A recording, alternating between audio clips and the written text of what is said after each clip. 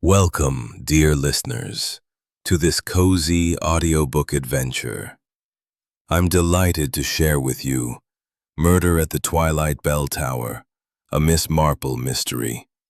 Settle in with a cup of tea as we journey to the quaint English village of St. Mary Mead in the 1950s, where secrets lurk amid the hedgerows and afternoon teas.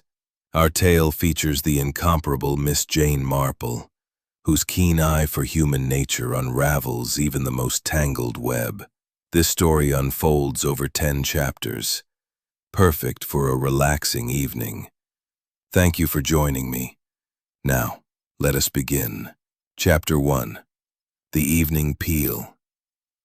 In the heart of the English countryside, where the gentle hills of Kent rolled like the folds of a well-worn quilt, lay the picturesque village of St. Mary Mead.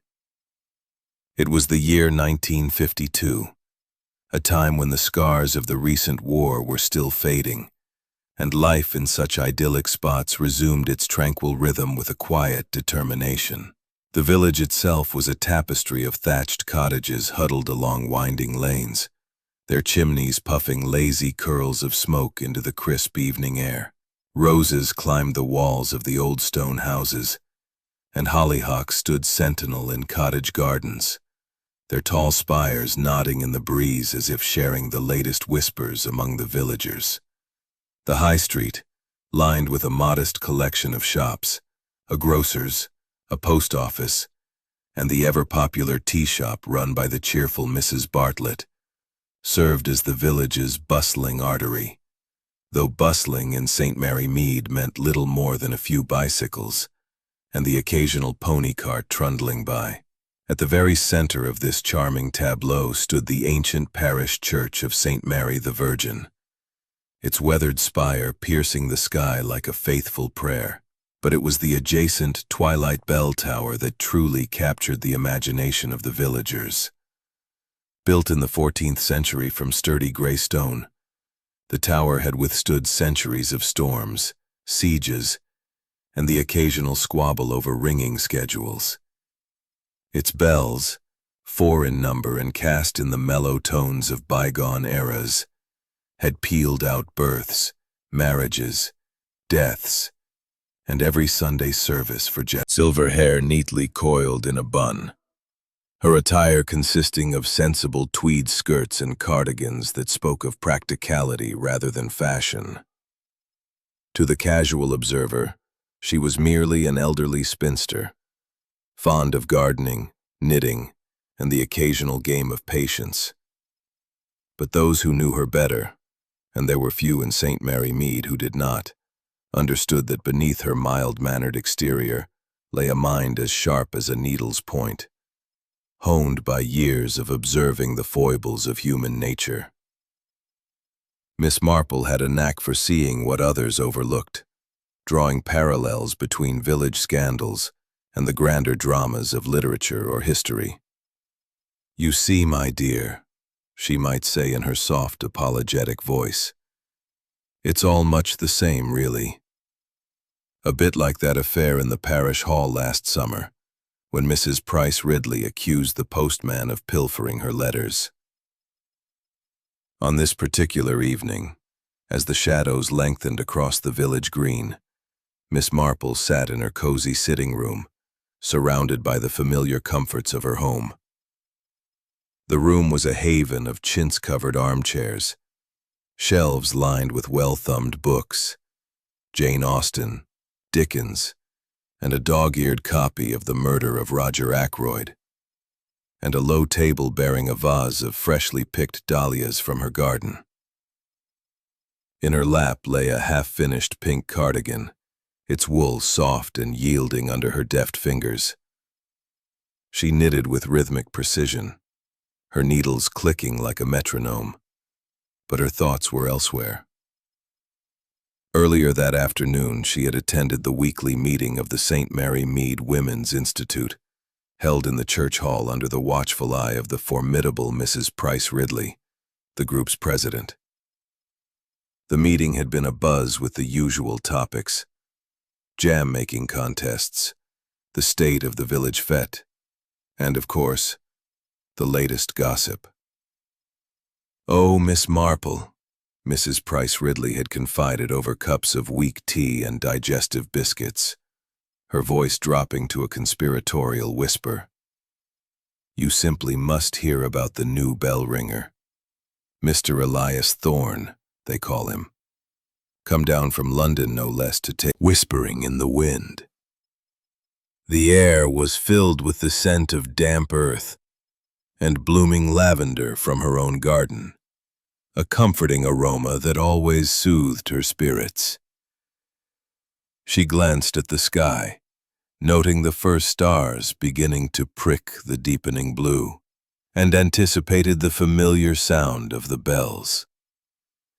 The twilight peal was one of her favorite moments of the day, a ritual that grounded her in the rhythms of village life. Precisely at 6:30, the first note rang out. It was a clear, silvery tone from the smallest bell, followed by the deeper chime of its companions. The sound carried on the breeze, mingling with the distant lowing of cows in the meadows and the chatter of birds settling for the night. Miss Marple closed her eyes briefly, allowing the melody to wash over her. There was something profoundly reassuring about it, a reminder that some things endured unchanged amid the flux of human affairs. But then, midway through the sequence, something went awry. The third bell struck true, but the fourth, Big Ben himself, produced a harsh, discordant clang, as if the rope had caught or the clapper had struck awry. The peal faltered, the rhythm breaking like a skipped heartbeat, and then silence. An unnatural, heavy silence that hung over the village like a pall. Miss Marple's eyes snapped open. She tilted her head, listening intently, her brow furrowing in mild concern. "How very odd," she murmured to herself, reaching for her shawl from the back of the chair. "The bells don't just stop like that. Not without reason." Before she could ponder further, a sharp cry pierced the evening calm. It came from the direction of the churchyard, a boy's voice, high and panicked. Miss Marple moved to the door, slipping on her sturdy walking shoes and pinning her shawl in place with a brooch shaped like a forget-me-not. She stepped out into the lane just as a young figure came dashing toward the high street.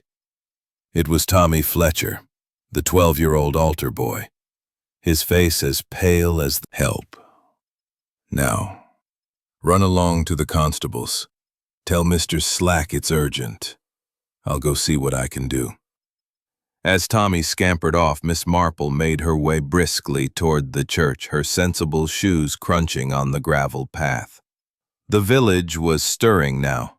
Lights flickered on in cottage windows and doors opened as curious heads poked out.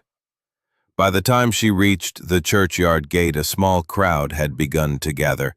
Mrs. Bartlett from the tea shop, old Mr. Peterson the gardener, and a few others drawn by the commotion. Constable Archibald Slack, a burly man in his 40s with a mustache that bristled like a hedgehog and a manner that suggested he took his duties very seriously indeed, was already on the scene. He had been patrolling the high street as was his habit after tea, and now stood directing the onlookers with authoritative waves of his arms. "Keep back, everyone. This is official police business," Slack bellowed, though his voice held a note of uncertainty. He was a good-hearted soul, but mysteries were not his forte. Petty thefts and lost dogs were more his speed. Miss Marple approached quietly, positioning herself at the edge of the gathering without drawing attention. She had long since learned that one observed best from the shadows. The twilight bell tower loomed before her, its stone facade bathed in the soft glow of twilight. The narrow door at its base stood ajar, and the spiral staircase within was dimly lit by a single lantern. At the foot of the steps lay the body of Elias Thorne. Mr. Thorne was a man in his late 50s, of medium build with a stern, angular face framed by thinning gray hair. He had arrived in St. Mary Mead only a fortnight prior, taking up residence in a small room above the church hall. Dressed in the traditional bell-ringer's attire, a woolen vest over a shirt and trousers, he appeared to have met his end in the midst of his duties. His body was sprawled awkwardly, one arm outstretched as if reaching for the door, the other pinned beneath him. His neck was at an unnatural angle, suggesting a fall from some height, and his eyes stared blankly at the darkening sky, frozen in an expression of surprise. There was no visible blood, no sign that bell ringers often bore. And, curiously, his pocket watch had stopped at precisely 6:28, just before the peal's interruption.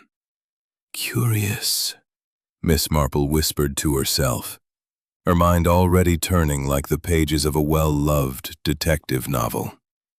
Very curious indeed. Accidents are all very well, but one must consider the possibilities. Constable Slack knelt beside the body, prodding it gingerly with a gloved hand. Looks like he took a tumble, poor chap. Must have lost his footing on those old steps. I'll send for the doctor. Dr. Haydock should be along shortly. And the coroner, of course. The crowd murmured in agreement, heads nodding solemnly. "Ah, slippery those stones get after rain," muttered Mr. Peterson. "Though it hasn't rained in days." Mrs. Bartlett clutched her apron. Such a shame, and he was so particular about that evening peal. Said it was tradition, you know. Miss Marple remained silent, her gaze lingering on the thermos. She recalled a snippet from the Women's Institute gossip. Thorne had been seen carrying it every evening, insisting on his own blend of tea. From London habits, someone had joked. But now, in the chill of the evening air, as the first lanterns were lit in the village, she felt the stirrings of a puzzle. Human error, or something more sinister? In St. Mary Mead, where secrets were as common as tea leaves, one could never be too sure. As Dr. Haydock arrived, his black bag in hand, and the crowd began to disperse under Slack's directions, Miss Marple turned back toward her cottage. The bells were silent now, the tower standing sentinel in the gathering dusk. But in her mind the discordant clang echoed still, a harbinger, perhaps, of mysteries to come. She would wait, observe, and, as always, let the threads of village life unravel in their own time. Chapter 2. The Vicar's Tea. The morning after the tragic discovery dawned bright and clear over St. Mary Mead, as if the village itself were determined to shake off the shadow of the previous evening's events. Fallen bell ringer, that peculiar scent lingering in the air. It all nagged at her like an unfinished knitting pattern. One must not jump to conclusions, she reminded herself aloud, pouring steaming water into her favorite china teapot, adorned with a pattern of forget-me-nots. But equally, one must not ignore the signs. Elias Thorne was a newcomer after all, and newcomers often stir the pot, whether they mean to or not. She sipped her tea black, with just a dash of milk, and nibbled on her toast spread with marmalade, her mind sifting through the fragments of gossip she'd gleaned over the years. In villages like St. Mary Mead, nothing happened in isolation. Every event was a thread in the larger tapestry of community life. By 9 o'clock, she had tended to her garden, a patch of roses and herbs that provided both beauty and utility, and was settling into her armchair with the Morning Post when a knock sounded at the door. It was young Tommy Fletcher, the altar boy from the night before, looking somewhat recovered, though still a bit pale around the gills. He held a small envelope in his hand, sealed with the vicarage's wax stamp. "Mornin', Miss Marple," Tommy said, doffing his cap politely. "The vicar sent me round. Says he'd be honored if you'd join him for tea this afternoon. About Mr. Thorne, like. He's proper upset, he is." Miss Marple smiled warmly, taking the note. "Thank you, Tommy. Tell Reverend Clements I'll be there at 3. And how are you faring after last night? A shock like that isn't easily forgotten." Tommy shrugged, kicking at a pebble on the path. "Bit shaky, ma'am, but Ma gave me cocoa and said it was an accident. Though, I don't know. Mr. Thorne seemed fit as a fiddle when I saw him yesterday." "Indeed," Miss Marple replied thoughtfully. "Accidents do happen, but it's wise to be thorough. Off you go now, and mind the traffic on the high street." As Tommy scampered away, Miss Marple opened the note. It was written in the vicar's neat clerical hand. "Dear Miss Marple, in light of recent events, arguing with folks, snapped at the groundskeeper Wilkins just yesterday over some tools gone missing. And the vicar, oh, they had words about the bell schedule. Thorne wanted changes, something modern, as if traditions aren't sacred." By the time 3 o'clock arrived, Miss Marple had donned her best hat, a modest affair with a feather, and made her way to the vicarage, a rambling old house adjacent to the church, surrounded by a garden bursting with blooms. The path was lined with lavender bushes, their scent wafting gently, and bees hummed lazily among the foxgloves and roses. Reverend Samuel Clements greeted her at the door himself, a man in his mid-50s with a kind face framed by wire-rimmed spectacles and a shock of white hair that refused to lie flat. He wore his clerical collar even at home, a habit that spoke of his devotion, though today his eyes were shadowed with worry, and a nervous twitch played at the corner of his left eye. "Miss Marple, how kind of you to come," he said, ushering her inside with a warm handshake. "Do come through to the drawing room. I've prepared tea, Earl Grey, as I recall you prefer." The vicarage drawing room was a comfortable space, filled with the aroma of polished wood and fresh flowers from the garden. Bookshelves groaned under the weight of theological tomes and botanical guides.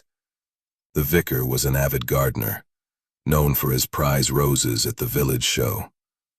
A fire crackled softly in the grate, warding off the slight autumn chill, and on a low table sat a silver tea service, complete with scones, clotted cream, and strawberry jam. "Thank you, Reverend," Miss Marple replied, settling into a chintz armchair. "It's a trying time for the parish, I'm sure. How are you holding up?"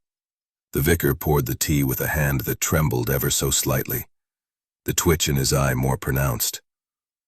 "Oh, bearing up as one must. Such a dreadful shock, poor Mr. Thorne. I found him reliable, if a bit abrupt. He took over the bells with such enthusiasm, you know. But we did have our little disagreements. He was keen on modernizing things. A midday chime to attract tourists. Organist. "Indeed," Miss Marple said pleasantly. "Your playing at Sunday service is always a delight, Miss Hargreaves. Such feeling in the hymns." Miss Hargreaves seated herself stiffly, accepting a cup of tea. "Thank you, Miss Marple. Though Mr. Thorne didn't think so. Insufferable man. He complained that my voluntaries drowned out the bells, as if the organ weren't part of the service too." She stirred her tea vigorously, the spoon clinking against the china like a miniature bell. Always criticizing he was, and from London no less. What did he know of our ways? The vicar cleared his throat, his twitch flickering again. Now, Lydia, let's not speak ill of the dead. Though, yes, Elias had his opinions. He mentioned family. A niece, Eliza Thorne, arrived just yesterday from the city. She's staying at the Bell Inn, poor girl. Devastated, I imagine. And then there's Mr. Reginald Blackwood, the landowner. Thorne quarreled with him over the boundary lines near the churchyard. Blackwood wants to develop the land, you see, build holiday cottages or some such. And old Wilkins, the groundskeeper. Thorne accused him of slacking off, not maintaining the tower properly. Miss Marple sipped her tea, her eyes observant. The vicar's desk in the corner caught her attention. A clutter of papers, a Bible, and a small glass vial containing a clear liquid, labeled in neat handwriting, rose extract. Botanical interests, she mused, recalling the vicar's passion. But extracts could be potent things. She'd read of such in her herbal books. It sounds as though Mr. Thorne made quite an impression in his short time here, she said mildly. Motives for discord, perhaps. But accidents do happen. That scent in the air last night. Did either of you notice anything unusual? Miss Hargreaves sniffed. Scent? Only the usual churchyard smells. Damp earth and yew berries. Though Thorne did bring his own thermos to the tower. Peculiar habit. Home. Passing the church tower, standing silent and somber, she pondered the web of relations in St. Mary Mead. People are like gardens, she mused, full of hidden roots and unexpected blooms, and sometimes weeds that need pulling. The village continued its gentle pace, but beneath the surface currents stirred. Miss Marple resolved to visit the Bell Inn next.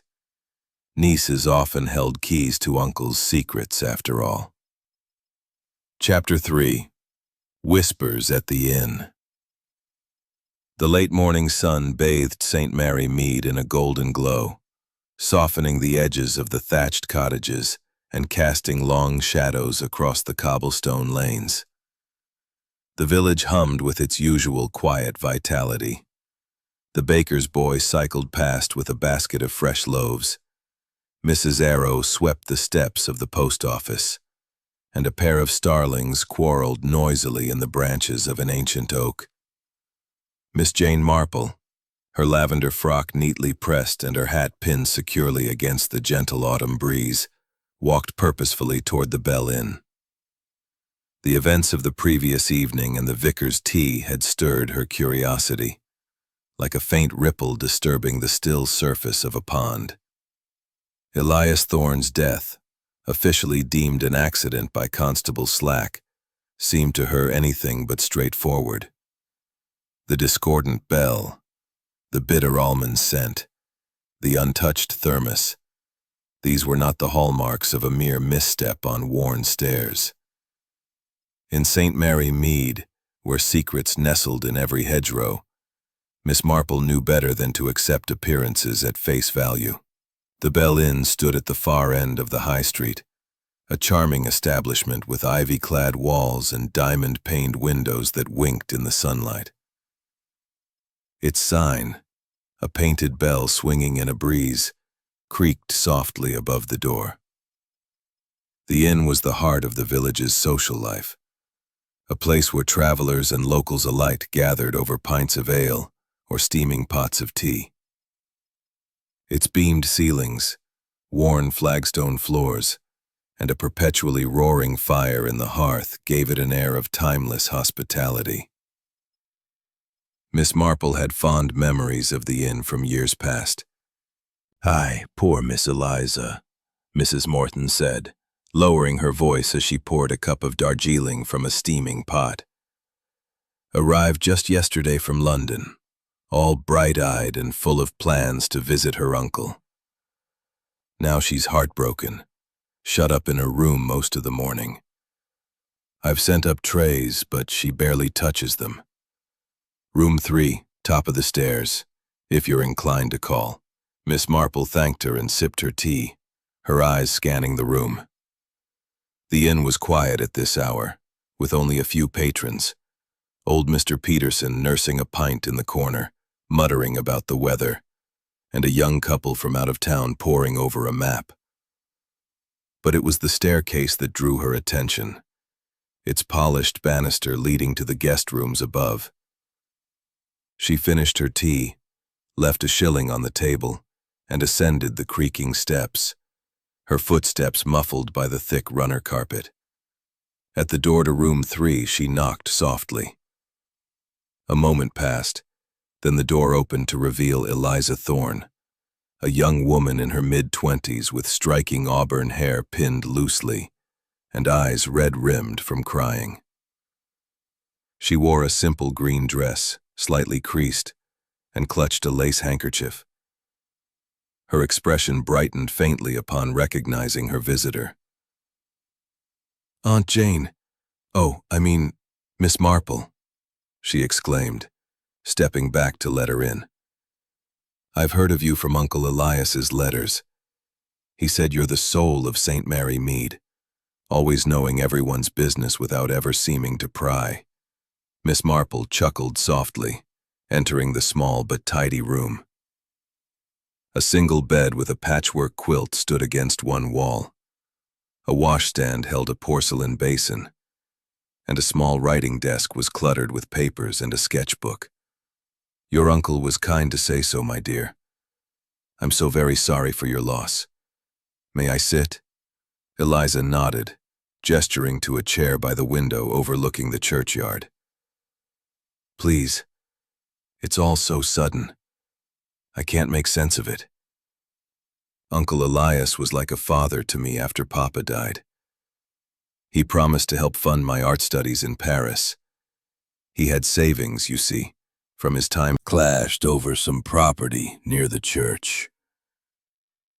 Blackwood wanted to buy the tower land for cottages, but Uncle refused. Said it was sacred ground." Miss Marple listened intently, her eyes bright with interest. "How fascinating. Your uncle seems to have stirred quite a few feathers. Did he mention anyone else? The groundskeeper, perhaps? Wilkins? Oh, yes. Uncle called him a lazy old coot. Said he neglected the tower stairs. They had a row about it last week." Eliza's gaze dropped to her lap, where a silver locket hung from a chain around her neck. It was engraved with a delicate bell motif, catching the light as she moved. "This was a gift from Uncle," she added softly. "He gave it to me when I turned 18. Said it would remind me of home, no matter where I went." "It's lovely," Miss Marple said, noting the locket's intricate design. "A thoughtful gift. And you arrived only yesterday, you say? Did you see your uncle before?" Eliza shook her head. "I got in late, after dark. I was going to visit him this morning, but then Tommy came running, shouting about the tower." Her voice trembled, and she clutched the locket tightly. Before Miss Marple could respond, a commotion erupted downstairs, a loud, booming voice that carried through the floorboards.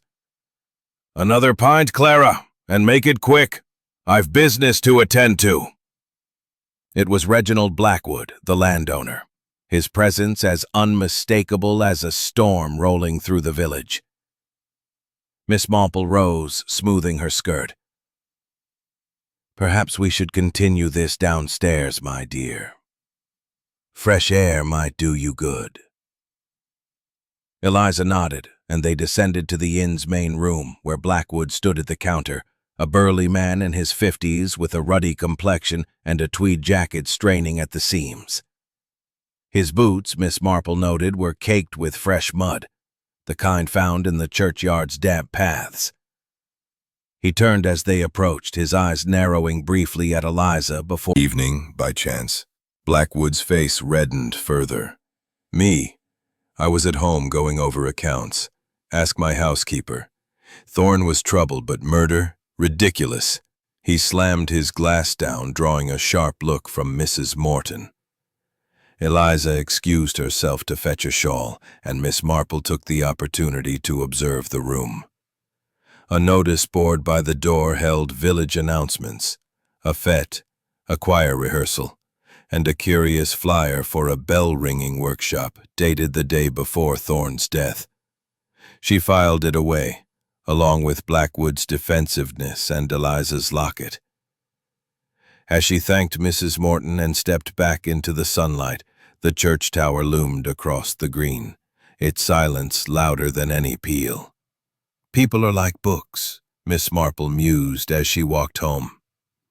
Some pages are dog-eared, some left blank, but the truth is always there, if you read closely.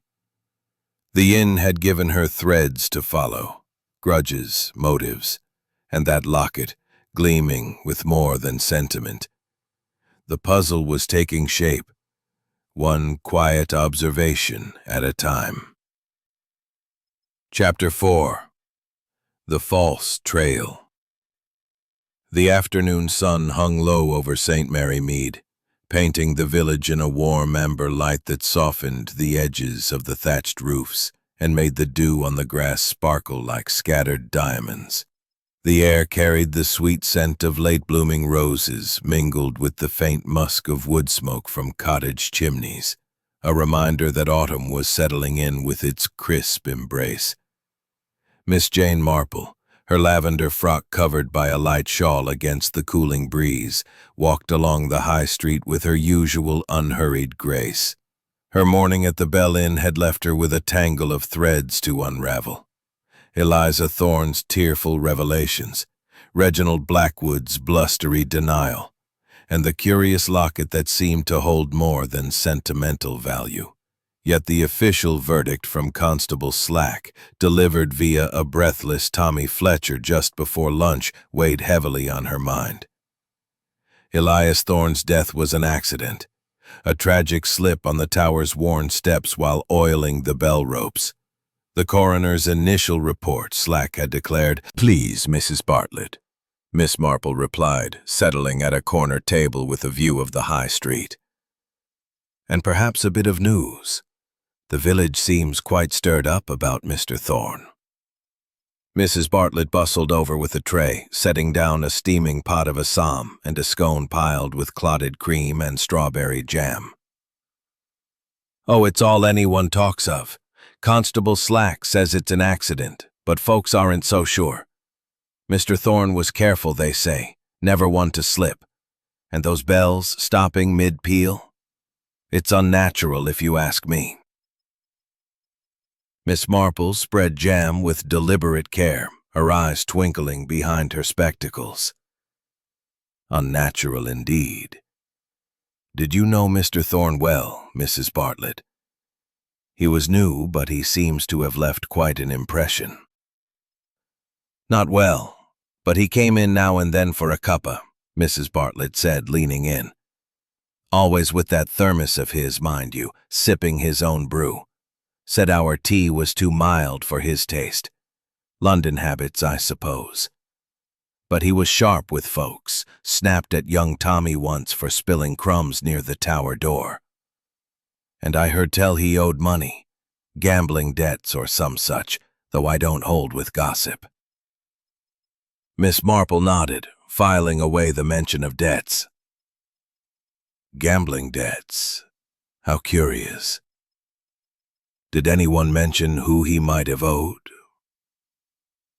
Mrs. Bartlett glanced around, ensuring no eavesdroppers, though the tea shop was quiet, save for old Mr. Peterson dozing over his newspaper. "Whispers point to Mr. Blackwood, of all people. They say he's got fingers in all sorts of pies, investments, property deals. Maybe Thorn crossed him one too many times over that land business.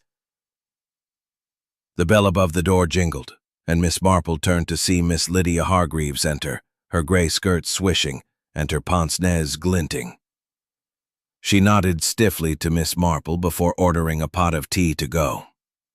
"For the vicarage," she said curtly to Mrs. Bartlett.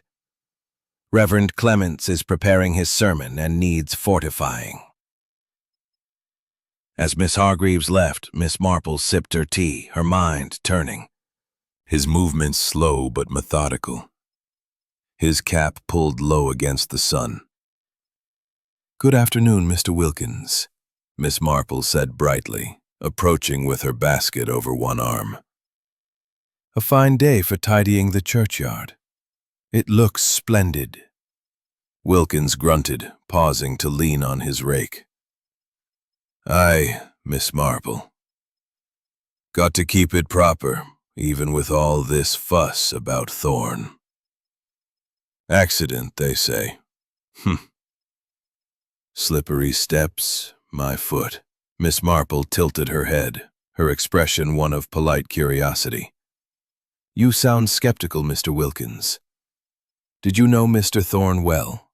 "Well enough to know he was a meddler," Wilkins replied, his voice rough as gravel. "Came in, acting like he owned the tower. Sacked me once, he did. Claimed I stole a wrench from the bell room. Me, who's tended this place 30 years. I was at the Bell Inn that evening, mind you, with half a dozen witnesses. Ask Mrs. Morton. She'll tell you I was there till closing." Miss Marple nodded, noting the defensiveness in his tone. "I'm sure you were, Mr. Wilkins. Though it's curious. Those steps are steep, but Mr. Thorn seemed a careful man. Did you notice anything odd that day? Perhaps in the tower?" Wilkins scratched his chin, his eyes narrowing. "Well, now you mention it. I saw Miss Hargreaves lingering near the tower door that afternoon, carrying her music sheets. Looked shifty, if you ask me. And Thorn's thermos was always there, sitting on the ledge. Never saw him without it."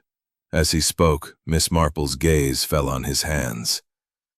A fresh scratch ran across his knuckles, red and slightly swollen, as if from a thorny plant.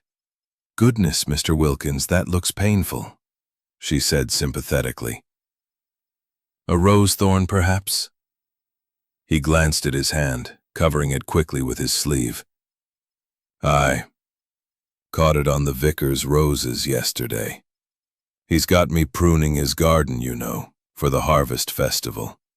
Nothing more to it." Compelling theory, Mrs. Price Ridley.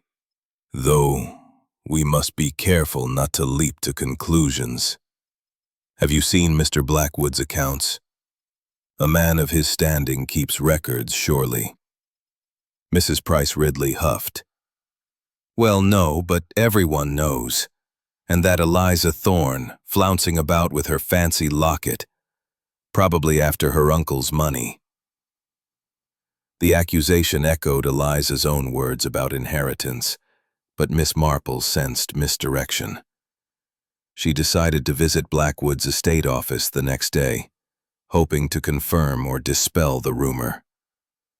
When she did, posing as a curious villager inquiring about land taxes, Blackwood's housekeeper produced ledgers showing his investments, surprisingly clean, with no trace of illicit loans or debts tied to Thorn. The gambling rumor, it seemed, was a village exaggeration, a red herring that had spread like wildfire. Back in her cottage, Miss Marple sat by her window, watching the twilight creep over the village. The tower stood silent, its bells stilled since the tragedy. "A false trail," she mused, her fingers pausing on her knitting. "But every false trail hides a true one. Like that business with the vicar's missing hymnals last year. Everyone blamed the choir boys, but it was Mrs. Bartlett's cat knocking them off the shelf. She smiled faintly, her mind sifting through the day's observations. Wilkins' scratch, Hargreaves' shifty presence, Blackwood's muddy boots, and that ever-present thermos. The puzzle was far from solved, but the pieces were beginning to form a pattern, faint but discernible, in the quiet weave of St. Mary Mead's life. Chapter 5. Shadows in the Garden. The morning mist hung low over St. Mary Mead, cloaking the village in a gauzy veil that softened the outlines of the thatched cottages and muffled the usual sounds of daily life. The churchyard, with its ancient yews and weathered gravestones, seemed almost otherworldly in the haze, the twilight bell tower rising like a sentinel through the fog. Miss Jane Marple, ever an early riser, eagerly spread by Mrs. Price Ridley, had proven a false trail. But Miss Marple knew that even false trails could illuminate the truth by revealing what someone wished to obscure. "It's rather like gardening," she mused aloud, setting her teacup down. "You pull up the weeds to see the roots beneath. And in St. Mary Mead, the roots run deep." Determined to explore the vicar's garden, mentioned by Wilkins as the source of his scratch, Miss Marple donned her sturdy walking shoes and a wide-brimmed hat to shield her from the damp. The vicarage was only a short walk, its path winding past the churchyard, where the tower stood silent, its chain and padlock glinting faintly in the mist. As she approached, the air grew heavy with the scent of wet earth and blooming flowers, a heady mix that reminded her of her own garden's lavender and rosemary. The vicar's garden was a marvel, renowned in the village for its vibrant displays at the annual flower show. Roses climbed trellises, dahlias burst in fiery hues, and neat rows of herbs lined the borders.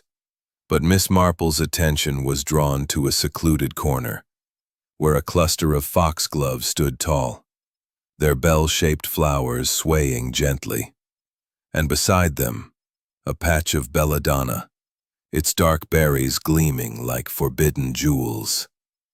She recalled her herbal studies, a hobby taken up in her youth after a particularly enlightening conversation with a chemist in Chipping Cleghorn. Foxgloves contained digitalis, potent for the heart but deadly in excess. Belladonna, with its atropine, was even more sinister, capable of inducing confusion, paralysis, or worse. Both plants, she noted, could produce compounds with a faint bitter scent if mishandled. "How curious," she murmured, bending to examine the belladonna without touching it. The soil around it was freshly turned, as if someone had been tending, or harvesting, recently. Footsteps crunched on the gravel path and Reverend Samuel Clements appeared, his clerical collar slightly askew and his hands dusted with soil. Labeled vials were neatly arranged. Miss Marple nodded, noting a vial similar to the one on his desk during their tea. "Very wise. And I suppose Mr. Thorne, being particular, never wandered into this corner?" The vicar hesitated, his hands fidgeting with a trowel.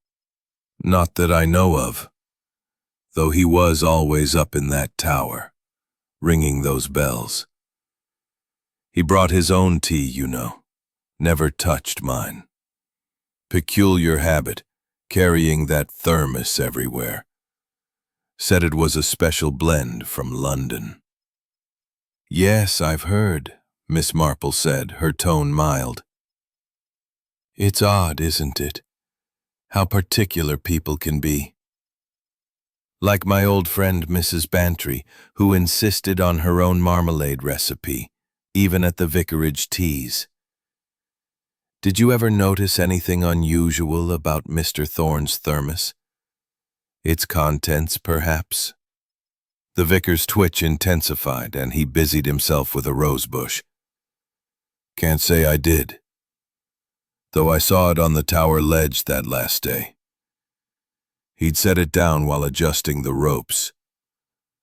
Always so careful with those bells. His voice trailed off, and he glanced toward the tower, its silhouette faint in the mist. Before Miss Marple could press further, Miss Lydia Hargreaves appeared at the garden gate, her arms full of sheet music and her expression as sharp as ever. "Reverend, I've brought the new hymn arrangements for Sunday," she called. Then spotted Miss Marple. "Oh, Miss Marple, visiting the garden, are you?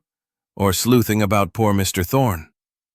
Miss Marple smiled benignly. "Merely enjoying the flowers, Miss Hargreaves. Though I did hear you were near the tower the day Mr. Thorne met his accident. Mr. Wilkins mentioned seeing you there, with your music sheets." Miss Hargreaves' lips tightened, and she adjusted her pince nez. "Wilkins? That old gossip. I was merely passing by, dropping off music for the choir. I saw Wilkins himself lurking about looking shifty, probably pilfering tools again, despite what he claims. And as for Thorne," she paused, her bore faint ink stains from her music notations. No scratches, no soil, nothing to suggest gardening, but the bitterness in her tone hinted at deeper grievances. Was it jealousy, as village gossip suggested, over Thorne's attentions to his niece? Or something more practical, like the church funds Eliza had mentioned? As they parted ways, Miss Hargreaves to the church, Miss Marple back to the high street, the elderly sleuth's mind buzzed with possibilities. The garden had offered clues, subtle but telling. The belladonna's potency, the vicar's nervous fidgeting, Miss Hargreaves' quick accusation against Wilkins. Each was a piece of the puzzle, but the picture remained elusive. She recalled a similar case in her youth, when a gardener's wife had been poisoned by a mislabeled tincture. Innocent in appearance, deadly in effect. Human nature, she mused, is like a garden path. It winds and forks, but the destination is always there if you follow the signs. Back at her cottage, Miss Marple settled into her armchair, her knitting untouched as she reviewed the day's findings. The thermos loomed large in her thoughts. Thorne's insistence on his own tea, its presence at the scene, that faint, almond-like scent. Could it have been tampered with? And if so, by whom? The vicar, with access to dangerous plants? Miss Hargreaves, nursing old wounds? Or Wilkins, with his scratched hand and convenient alibi? The false trail of gambling debts had been dispelled, but another was forming. A trail of personal grudges and hidden motives, winding through the heart of St. Mary Mead. As the church clock struck noon, its chime a pale echo of the tower's silenced bells, Miss Marple resolved to dig deeper. The garden had whispered its secrets, but the truth lay elsewhere, perhaps in the shadows of the tower itself. She would need to tread carefully, for in a village as small as this, every step stirred ripples that could reveal or conceal the killer's hand. Chapter 6. The midnight since Thorne's fall, a stark contrast to its usual evening peal. She recalled a snippet of village lore, half forgotten, but mentioned by old Mr. Peterson at the tea shop. During the war, the tower had served as a hiding place for messages, tucked into a secret compartment behind the bell frame. It was a long shot, but Miss Marple knew that secrets, like seeds, often lay dormant in the most unassuming places. If there's truth to be found, she murmured to herself, wrapping a woolen shawl around her shoulders, it's often where no one thinks to look. Like that affair with the missing hymnals, hidden in plain sight all along. With a resolve born of curiosity and a touch of daring, she slipped on her sturdy shoes, pinned her shawl with her forget-me-not brooch, and retrieved a small electric torch from her knitting basket. The clock on the mantel showed 11:30, an hour when St. Mary Mead slept soundly, save for the occasional hoot of an owl or the rustle of a hedgehog in the undergrowth. She stepped out into the night, locking her cottage door behind her, and made her way along the deserted lane toward the churchyard. The gravel path crunched softly underfoot, and the air was heavy with the scent of yew and earth, a reminder of the churchyard's ancient presence. The twilight bell tower stood at the edge of the churchyard, its stone facade ghostly in the moonlight, the padlock and chain glinting faintly at the base of the door. Miss Marple paused, her torch beam sweeping the ground where Thorn had fallen. The gravel was smooth now, raked clean by Wilkins, but she could still picture the thermos, its lid ajar, and that peculiar almond-like scent that lingered in her memory. She tested the door, expecting resistance, but found it slightly ajar. The padlock hung loose, its clasp unfastened. "How careless of Constable Slack," she whispered, her heart quickening. Or perhaps not careless at all. Someone else might have been here. Slipping inside, she closed the door softly and ascended the spiral staircase, her torch casting long shadows on the worn stone walls. Not as spry as she once was. She examined the wooden wall behind Big Ben. Her fingers traced the grain, seeking an irregularity, and found it. A small panel, no larger than a book, that gave slightly under pressure. With a gentle push, it sprang open, revealing a shallow recess. Inside lay a single item, a crumpled piece of paper, folded tightly and yellowed at the edges. She unfolded it with care, her torch revealing Thorn's precise handwriting. "Beware the organ's shadow. Funds missing." The words were stark, urgent, and accompanied by a faint trace of that same almond-like scent she'd noticed at the scene of his death. Miss Marple's eyes narrowed, her mind racing. The organ's shadow. Miss Hargreaves's domain? And missing funds, as Eliza had mentioned in her grief-stricken confession at the inn. Was this a warning, a clue, or a deliberate misdirection? She tucked the note into her pocket, intending to examine it further in the safety of her cottage. But as she stood, a faint creak echoed from below. Not the groan of the tower settling, but the unmistakable sound of a footstep on the stairs. Her heart skipped, but she extinguished her torch and pressed herself against the wall, her slight frame blending into the shadows. The creak came again, closer now, and a figure emerged into the bell chamber, moving cautiously. The moonlight caught a glimpse of auburn hair, Eliza Thorn, her locket glinting at her throat, her face pale and tense. "Miss Marple?" Eliza whispered, her voice trembling. "Is that you? I saw your torch from the inn window. I couldn't sleep, and I thought there might be something of Uncle Elias's here." Miss Marple stepped forward, her expression calm, but her mind alert. "My dear, it's rather late for a visit to the tower, but since you're here, perhaps you can help me understand something. Your uncle left a note about missing funds and the organ's shadow. Do you know what he meant?" Eliza's eyes widened, and she clutched her locket. I don't know. Curling around the gravestones like ghostly fingers.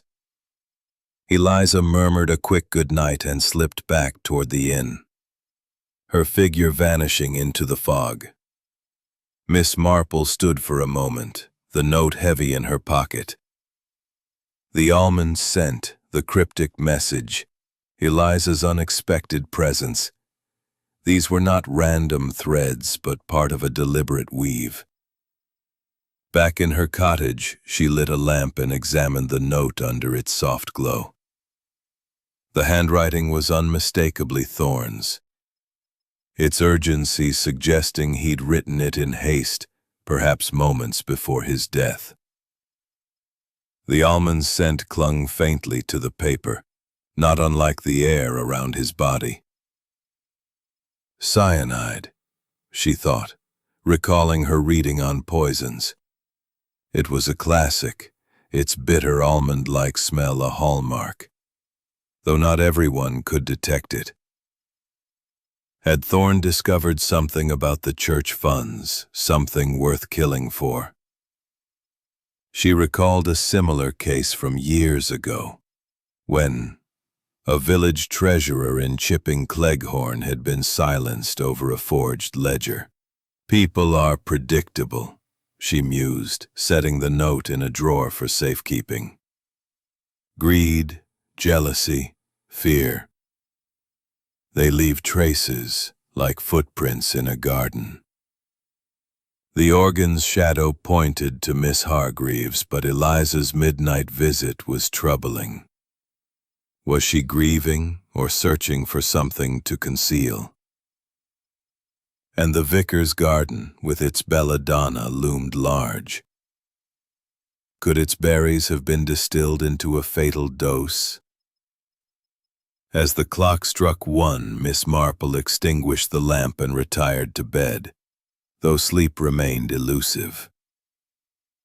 The tower's secrets were beginning to surface, but the truth was still shrouded in the mist of human motives. Tomorrow she would need to tread carefully, for the killer was likely closer than anyone suspected, watching from the shadows of St. Mary Mead's quiet lanes. Chapter 7. Unraveling Threads. The dawn broke gently over St. Mary Mead, with a pale pink light filtering through the mist that clung to the village, like a delicate shawl. Its chintz curtains drawn back to let in the morning light, revealing shelves of books and a vase of fresh dahlias from her garden. Her knitting lay neatly folded in its basket, untouched since the previous evening, for her mind was too occupied with the threads of the mystery. The vicar's nervous twitch, Miss Hargreaves's bitter defensiveness, groundskeeper Wilkins's scratched hand, and Reginald Blackwood's muddy boots. All were pieces of a pattern, but the design remained elusive. "It's like a quilt," she murmured, spreading marmalade with care. Each patch seems separate, but together they tell a story. And in St. Mary Mead, the story is never quite what it seems. Her breakfast was interrupted by a knock at the door. It was Tommy Fletcher, the altar boy, his cap askew and his cheeks flushed from running. "Miss Marple, ma'am," he panted. "The vicar's asking for you at the church. Says it's about the harvest festival." But he looked proper worried. "And Mrs. Price Ridley's there, going on about something she found in the parish records." Miss Marple thanked him, slipping on her shawl and hat with practiced efficiency. The walk to the church was short, the path lined with dew-kissed grass and the first fallen leaves of autumn. The twilight bell tower stood silent, its chain and padlock now firmly in place, a reminder of the tragedy that had silenced its evening peal. Inside the church, the air was cool and faintly musty, scented with old hymnals and polished pews. Reverend Samuel Clements stood near the altar, his clerical collar slightly askew, his twitch more pronounced than ever as he conferred with Mrs. Price Ridley, whose formidable presence filled the nave like a storm cloud. "Miss Marple, thank goodness," the vicar said, his voice strained. "Mrs. Price Ridley has found something troubling in the parish accounts. I thought you might offer your insight, given your, knack for such matters." Mrs. Price Ridley, her hat adorned with an ostentatious feather, brandished a ledger. "It's scandalous, Miss Marple. Devoted or not, someone's been pilfering.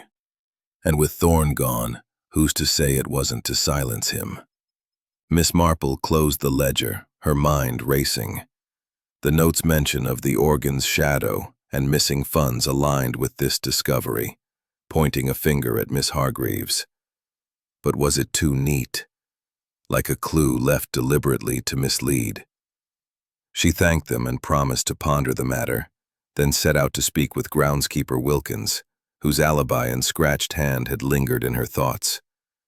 She found Wilkins in the churchyard, pruning a yew hedge with a pair of shears that gleamed in the morning light. His grizzled face was set in a scowl, but he nodded politely as she approached. "Morning, Miss Marple. Still poking about that Thorne business? Slack says it's done and dusted, an accident." "So he does," Miss Marple replied, her tone gentle. "Though I couldn't help noticing your hand, Mr. Wilkins. That scratch, did it come from the vicar's roses, as you said, or perhaps something else? His belladonna plants, for instance." Wilkins' eyes narrowed, and he flexed his hand, the scratch now healing but still visible. "Roses, like I told you. I was pruning for the vicar, helping with his festival prep. Belladonna? Never touch the stuff, too dangerous. Thorne was the one poking around the garden, you know, always asking about the vicar's plants. Said he was curious about herbs, but I reckon he was looking for trouble." Miss Marple tilted her head, her expression one of polite interest. "Trouble? How so?" Wilkins leaned on his shears, his voice low. "He was nosy, always asking about the tower, the accounts, even my tools. Accused me of stealing, as if I'd touch his precious bell ropes. I was at the inn that night, like I said. Ask anyone." His alibi held, as before, but Miss Marple noted the edge in his voice, the quick deflection. "Of course," she said soothingly. "Though it's curious. Miss Hargreaves mentioned seeing you near the tower that day. Perhaps a misunderstanding?" Wilkins snorted. "My offer for that land was fair. Cottage development would have brought prosperity. Thorne was a fool to refuse." Miss Marple smiled benignly. "No doubt, Mr. Blackwood. Though I wonder, those muddy boots you wore at the inn, had you been in the churchyard that evening?" Blackwood's face reddened, but he produced a ledger with a flourish. "Walking my fields, Miss Marple. Checking boundaries. My housekeeper can vouch for me. And look, my accounts are clean. No debts, no shady deals, despite what the gossips say." She glanced at the ledger, its figures neatly aligned, and nodded. "Very thorough. Did Mr. Thorne ever mention the church funds to you, or anything about Miss Hargreaves?" Blackwood shook his head. "Only that he thought the organ repairs were a racket. Didn't trust her nor the vicar's bookkeeping. But that's all he said." As Miss Marple left, the pieces began to align. The cyanide suggested poison, likely in the thermos, staged to look like a fall. The note implicated Miss Hargreaves, but Wilkins' scratch and Eliza's midnight visit gnawed at her. She recalled a case from years ago when a village postmistress had been poisoned over a forged will, greed and betrayal masked as accident. People are like clocks, she mused, walking home. They tick predictably, but the gears hide the truth. By evening, she sat in her parlor, the note before her. The organ's shadow, the missing funds, the almond scent. These were no accident. The killer had acted with precision, and the village's quiet rhythms were the perfect cover. Tomorrow she would gather the threads and see where they led. The afternoon light filtered through the leaded windows of the vicarage drawing room, and the polished oak table laden with the silver tea service. St. Mary Mead, ever the picture of serene English countryside, hummed softly outside with the sounds of daily life. A bicycle bell tinkling down the high street, the distant low of cattle in the meadows, and the faint rustle of leaves stirred by a gentle autumn breeze. Inside, however, the atmosphere was charged with an undercurrent of tension, like the of forced smile. "Do help yourselves to the scones, everyone," he said, his voice aiming for joviality but landing somewhere near anxious. Mrs. Price Ridley sent them over fresh from the tea shop. A bit of normalcy in these trying times, eh?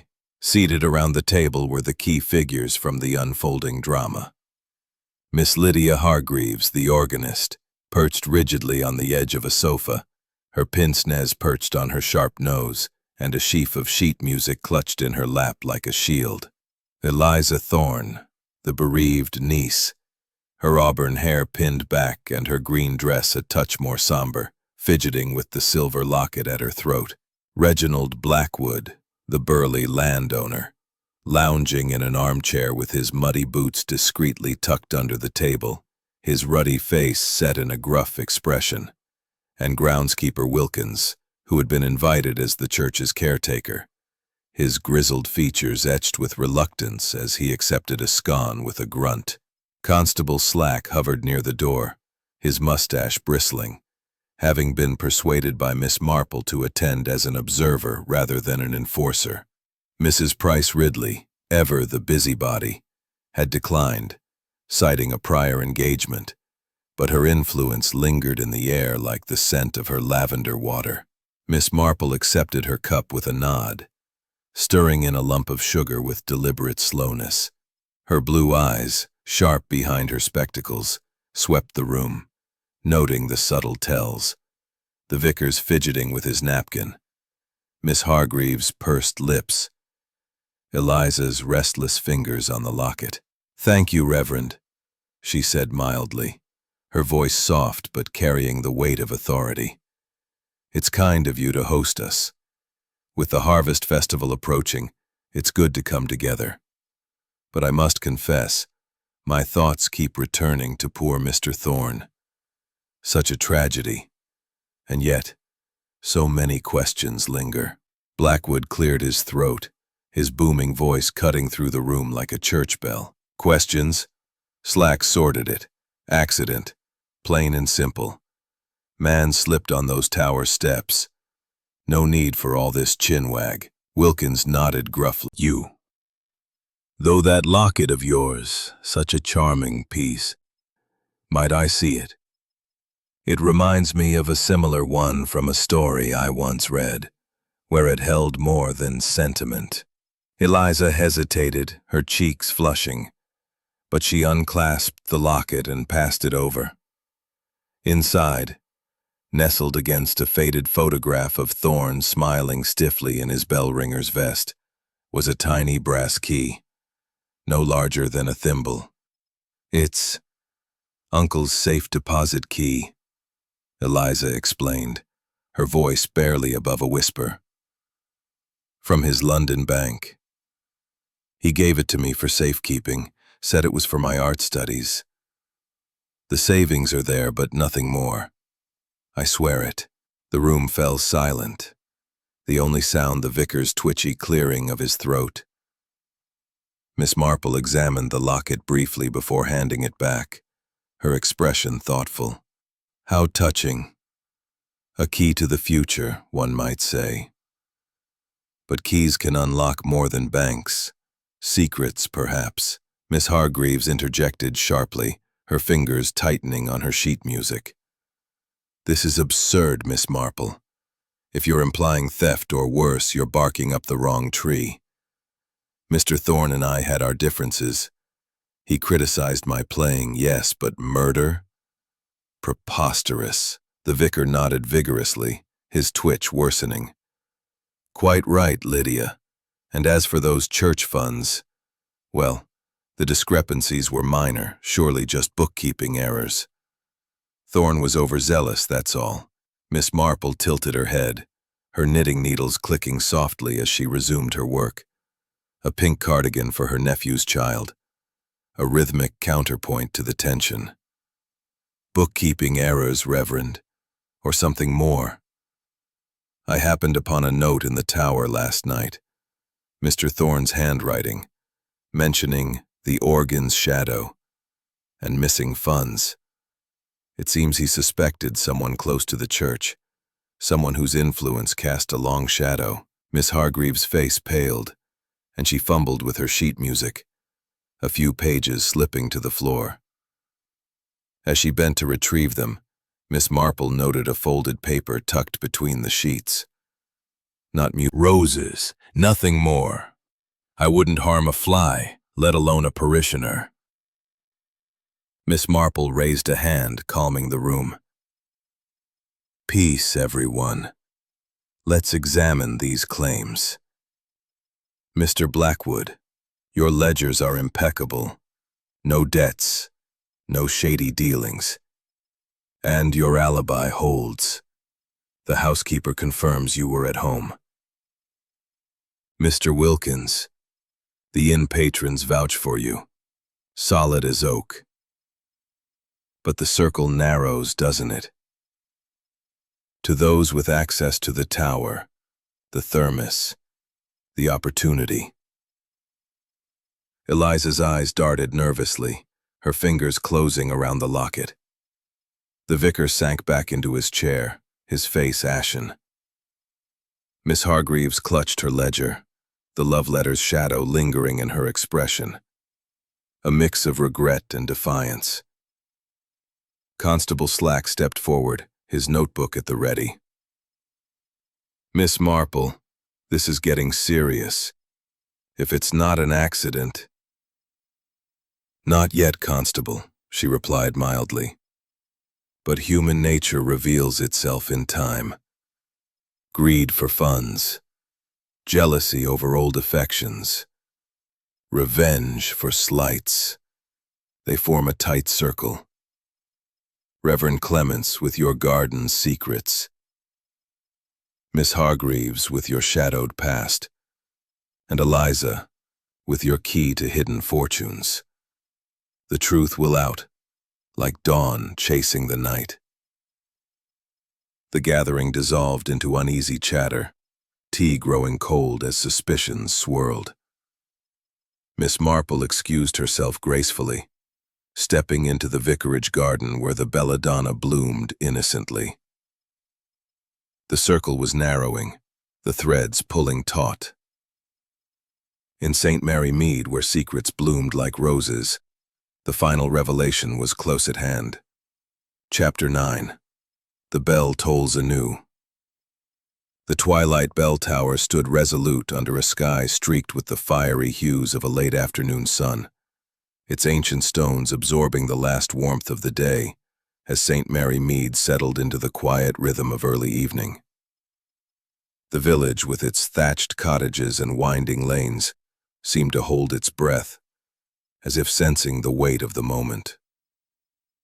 The space, leaned against a yew tree, his muddy boots now cleaned but his expression as gruff as ever. Groundskeeper Wilkins, rake in hand, hovered at the edge, his grizzled face etched with unease. Constable Archibald Slack, his mustache bristling with officialdom, stood ready with his notebook, his earlier certainty of an accident now shaken by Miss Marple's persistent inquiries. Miss Marple stepped forward, her slight figure commanding the group's attention with a quiet authority. Her blue eyes, sharp behind her spectacles, swept over them, reading the subtle tells. The vicar's twitch, Hargreaves's pursed lips, Eliza's restless fingers. "Thank you all for coming," she began, her voice soft but carrying the weight of certainty. "We stand here where Mr. Elias Thorne met his end, officially deemed an accident. But I believe we all know, in our hearts, that the truth is more complex. Human nature, you see, is like a village garden, full of beauty but also secrets that bloom in the shadows." Blackwood snorted, crossing his arms. "Get on with it, Miss Marple. You've been hinting at foul play all week. If it wasn't an accident, who's to blame? I've got alibis, ledgers, nothing to hide."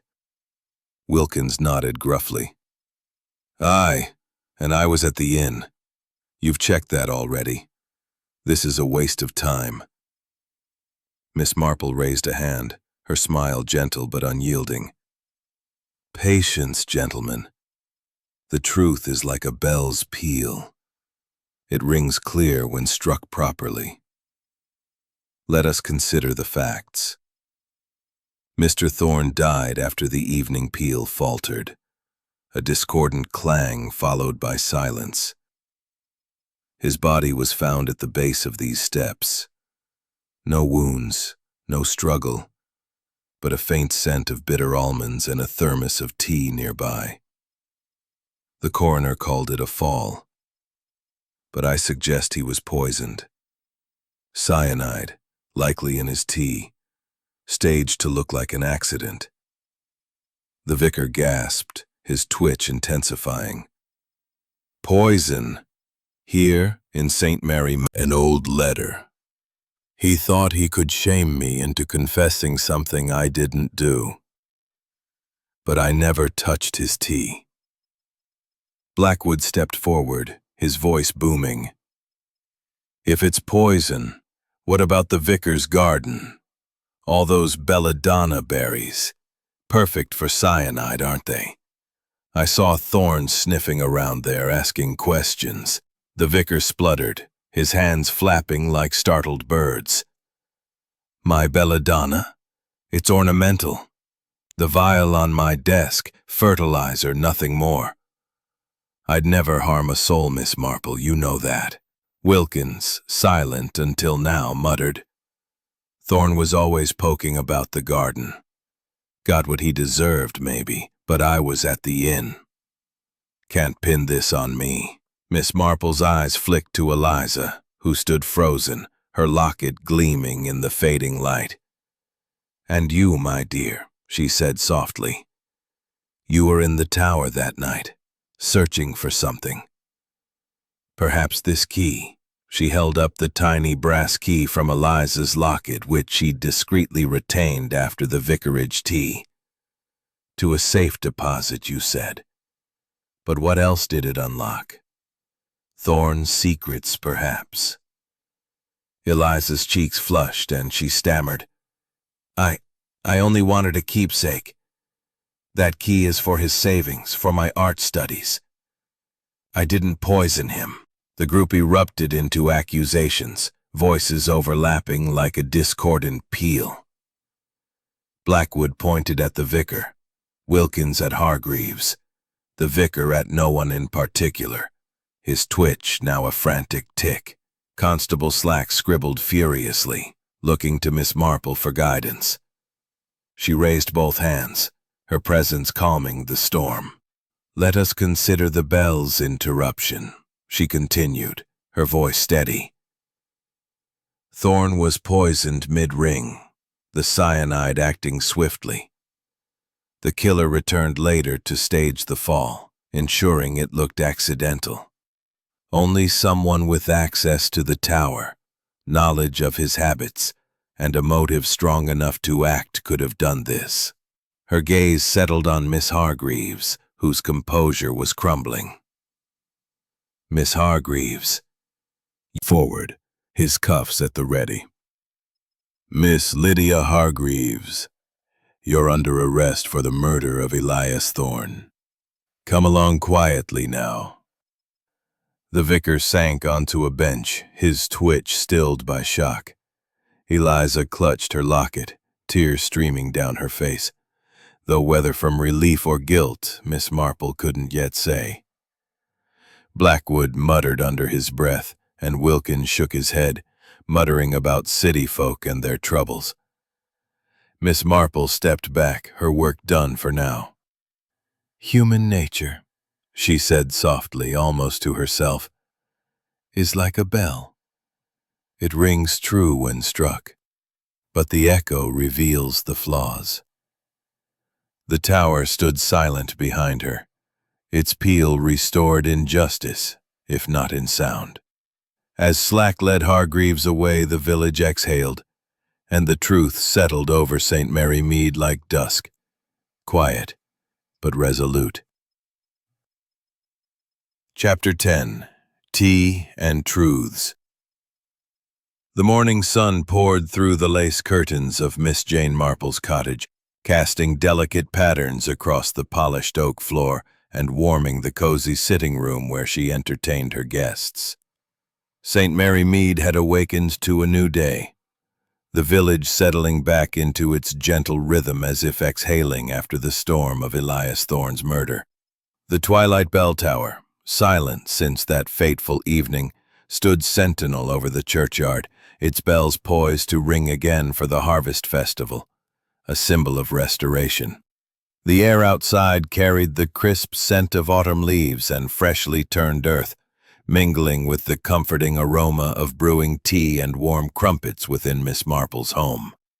She had invited a small group to join her for morning tea, a ritual as much about sharing truths as it was about hospitality, and the gathering promised to tie up the loose threads of the mystery that had gripped the village. The sitting room was a haven of familiar comforts, chintz-covered armchairs arranged around a low table, shelves lined with well-read books, Jane Austen, Dickens, and a cherished copy of The Murder of Roger Ackroyd, and a vase of late-blooming dahlias from her garden adding a splash of color. On the table sat a silver tea service, its pot steaming with Darjeeling, alongside a plate of the silver locket at her throat. Reginald Blackwood, his burly frame slightly cramped in a smaller chair, sipped his tea with a gruff nod, his earlier bluster softened by the outcome. Groundskeeper Wilkins, looking out of place in the refined setting, perched on a stool near the window, his grizzled hands wrapped around a teacup as if it were a lifeline. Constable Archibald Slack, his mustache freshly trimmed, stood near the door, his notebook tucked away, but his presence a reminder of official closure. Miss Marple handed out cups, her smile warm but purposeful. "Thank you all for joining me," she began, her voice soft yet carrying the weight of authority. "After such a trying time, it's good to sit together over tea and reflect. The harvest festival is nearly upon us, and St. Mary Mead feels whole again, doesn't it? Yet I thought it fitting to share how this sad affair was resolved, for clarity's sake." The vicar nodded, his face serene. "Indeed, Miss Marple, your insight has been a blessing to the parish. Poor Lydia. I never would have thought her capable of such a thing." Eliza's eyes shimmered with unshed tears. "It's still so hard to believe, Miss Marple. Uncle Elias was only trying to protect the church. To think Miss Hargreaves—" Miss Marple patted her hand gently, settling into her armchair with her own cup. "Human nature, my dear, is a complex garden. It blooms with kindness and thorns alike. Let me explain how the pieces came together, for it reminds me of an affair in Chipping Cleghorn years ago, when a seemingly simple theft hid a deeper betrayal." She sipped her tea, her eyes sweeping the group. "Mr. Thorne's death was no accident. though cleverly staged as one. The key was the evening peal's interruption, a discordant clang, then silence. That, and the faint scent of bitter almonds I noticed at the scene, suggested cyanide, a poison swift and subtle. The thermos beside him, which he always carried, held the fatal dose, slipped in by someone who knew his hailed slightly.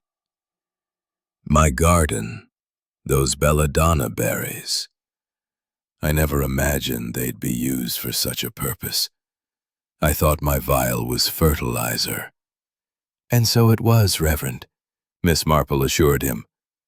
I tested it myself, quite harmless. But Miss Hargreaves, helping in your garden for the festival, knew of the belladonna's potency. She distilled its poison, a simple task for one with her precision, and added it to Thorne's thermos. She played the organ that evening, her music masking any sound of his collapse as the cyanide took effect. Later she returned to push his body down the steps, making it look like a fall. Wilkins shook his head, his grizzled features softening. I thought it was me she was pointing at, with my scratch and all. I was pruning those roses like I said, but I had no part in it. Miss Marple nodded kindly. Your alibi held, Mr. Wilkins, as did Mr. Blackwood's. His ledgers cleared him of those gambling rumors, and his housekeeper confirmed his whereabouts. But you, Eliza. She turned to the young woman, her tone gentle but probing. Your midnight visit to the tower puzzled me. Were you truly seeking a keepsake, or something else? Eliza's fingers tightened on her locket, her cheeks flushing. I wanted anything of Uncle's. That note you found, I didn't know about it, I swear. The key in my locket is for his safe deposit, for my art studies. I had no reason to harm him. He was giving me everything. Miss Marple's eyes softened, but her mind remained sharp. I believe you, my dear. Though your presence raised questions, it was Miss Hargreaves' motive, greed and fear of exposure that drove her. An old love letter from Thorne, rejected years ago, added a personal sting. But it was the funds that sealed his fate. Constable Slack cleared his throat, stepping forward. Miss Marple, your work's made my job easier. Hargreaves confessed fully. She's in custody now awaiting trial. The coroner's revising his report thanks to you. The vicar sighed, said a village's harmony was restored. Outside, the church clock chimed, a clear note echoing across the meadows, a promise of peals to come. Miss Marple glanced at her dahlias, their petals bright against the morning light, and felt the quiet satisfaction of a puzzle solved. St. Mary Mead would go on, its secrets laid bare, its heart beating strong.